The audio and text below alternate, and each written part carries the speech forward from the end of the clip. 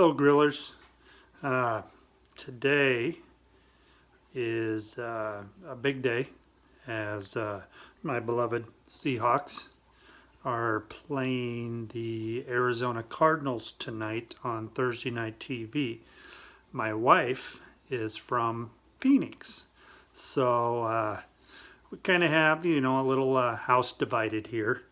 But for the game, I am going to be doing a rack of ribs on my charcoal Weber 22.5-inch grill. I'm going to be doing it a little different, as I'm not going to be doing a slow and sear type cook, slow and low type cook. I'm actually going to try a little hotter and faster method. Watched a couple of videos, and I'm going to try that. My goal is to have it done in 3 hours by doing a little faster. Just watched, like I said, a couple of videos, and that's the method I'm going to try. So let's go ahead and get started with how I'm going to prep my ribs. Okay, so here we got our rack of ribs that we're going to do. And normally I would remove the membrane, but what I'm going to try to do this time is I'm actually going to cross score it and see how that does. I've never done this before. Some people say always remove the membrane, some say you don't need to worry about it. So this time I'm just going to try to cross cut it and put my rub on it, put my binder, then my rub, and then do the same thing on the meat side. So I'm just going to take a knife, and I'm left-handed, so come in here and just cut some score marks across it, about 1 inch apart, like so, and then come back the other way. That's just same thing, about 1 inch. So I have a nice checkerboard pattern going here, like so. And then we'll take my binder, which I like to just use classic yellow mustard. Put it on here. And just kind of spread it around on it.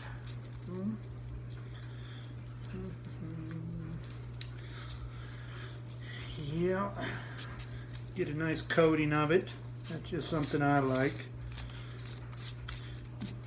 Okay. So, here's a little tip. I kind of make my own little dry rub, and what I do is I put it in a mason jar like this, and then I just take aluminum foil, put it up over the top, poke a bunch of holes. I use like a wooden skewer, or a thermometer will work. Poke a bunch of holes, and now you have your own little shaker. Put the retaining ring back on it so it doesn't come off.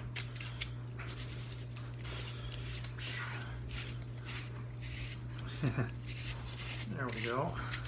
And now you got a shaker, and you just kind of coat it on there. Now I'm not going to go quite as heavy as I would on the other side, like so. There we go.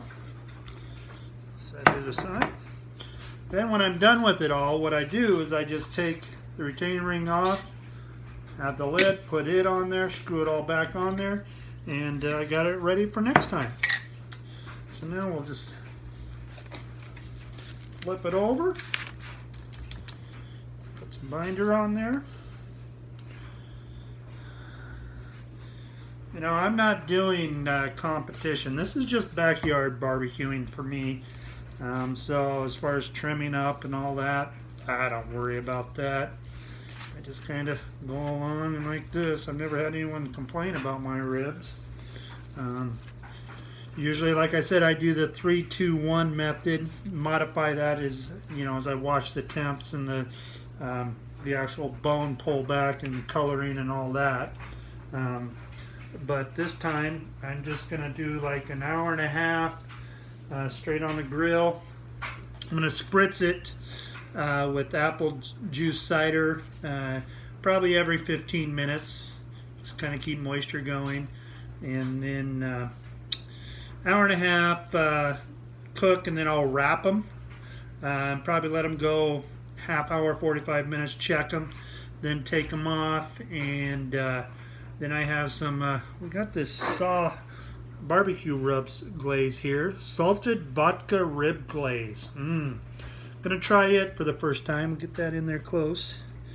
Gonna try this for the first time and see how it does as my barbecue sauce at the end. So now I'm gonna come back and coat this side. I will actually let this sit. I'll put it back in the fridge probably for well, let's see, it's about noon now here. Plan on starting to cook about between 2 and 3. So let it sit and soak in all this dry rub for good 2.5, 3 hours, and then start to cook. And once I get to that point, I will show you how I have my grill set up, and we will go from there. Okay, so we're out here at the grill. Show you the setup. So I've got Kingsford charcoal on each side, some B&B lump mixed in it on both sides, and then I got a water pan in the middle. Then I have this is pear wood that I'm going to put on each side here. Get a little bit of smoke. Hit the rack, and then we'll put the ribs on it after this comes up to temp a little bit. So we're back out here. We got our ribs ready to go on. And I'm going to start out with the meat side down on it. So, and have our spritzer here. I'm going to give it a quick spritz.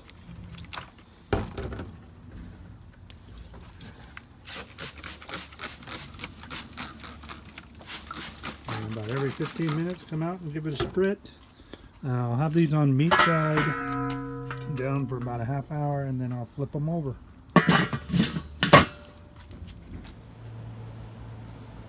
Okay, so they've been on here for about a half hour. Get an idea what smoking pretty good. See what they're looking like. Now we're just gonna flip them over and give them another spritz, and we'll let them go for an hour and see what they look like then. Temp is running about 350 according to the probe back here. Just had it open so it dropped down, but it'll climb back up, and we'll check back then.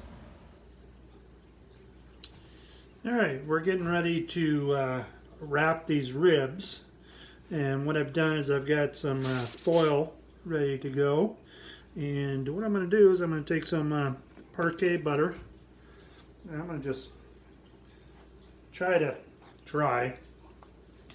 There we go. Put some of it down in here on the foil. Not too much. I guess I need to get some more. Alright. Put some parquet on there. A little bit of brown sugar. I'm not going to go very heavy with the brown sugar here. I'm just going to sprinkle it actually. Put some down on there. Like so. And then I'm going to take this barbecue sauce, or rub glaze, and I'm going to just dribble it down in there too. This is really, really good stuff. I tasted it. I like it. We'll see what it does here. And we'll take this out to the grill, drop the ribs on it, wrap them up.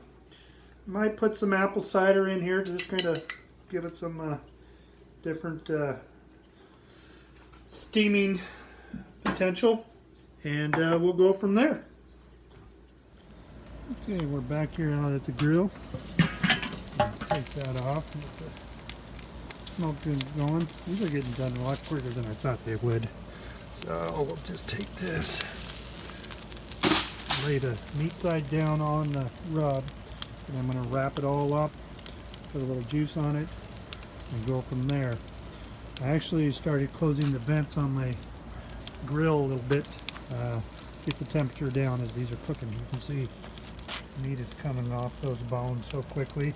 They've only been on here for a little over an hour, so we'll see what we can do. Okay, so these have been wrapped for about 45 minutes, and so now I'm going to unwrap them. I'm going to take a little bit of this sauce. I'm going to pour it on it like so, and we'll just take this, just smooth it around it.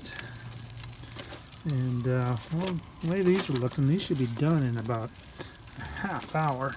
So I'm going to come back out here. A little more sauce over in here. There we go. And we will go from there. Looking really good. All right, so here we are back in the house. Got them off the foil and ready to cut up. So we'll just slice it right here, see what we got. Let's see. It cooked it pretty good.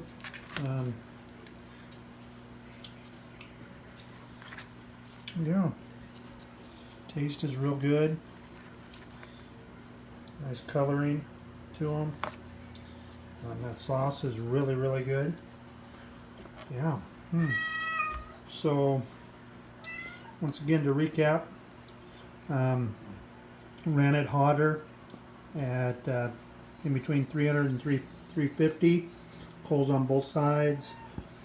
Had them on there for a little over an hour, then wrapped them for 45 minutes, and then put them on there for another half hour. And this is a finished product. Seems to work all right. They're nice and moist. Yeah, you can just see the juice running in there. So yeah, that seems to work. Anyway, if you have any questions, feel free to ask.